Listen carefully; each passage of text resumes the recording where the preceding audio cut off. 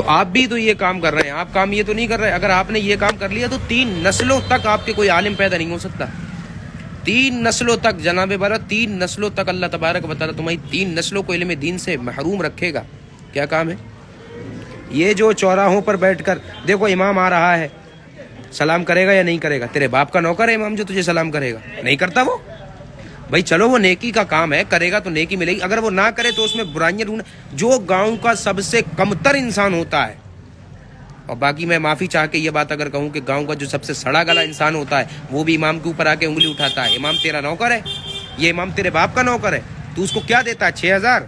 وہ جو فجر میں تو چارپائی پہ سو رہا ہے، وہ جو دعائیں ہاتھ اٹھا کے فجر میں صبح اٹھ کے کہتا ہے نا کہ یا اللہ اس بستی میں امن عطا فرما، یا اللہ اس بستی کو پریشانیوں سے محفوظ فرما، تو اس کا حق ساری زندگی ادا نہیں کر سکتا. 6000 دے کے تو علامہ بنتا ہے. میں آپ کو ایک بات بتاؤں، شاہ عبد العزیز محدث دہلوی علیہ الرحمہ نے آپ نے فرمایا کہ جو بندہ عالم ربانی کی توہین کرے اس کی کم سے کم سزا یہ ہے، اللہ تبارک و تعالیٰ اس کی 3 نسلوں سے، اس کی 3 نسلوں کو دین سے اور اپنے علم دین سے محروم رکھے گا. 3 نسلوں کو.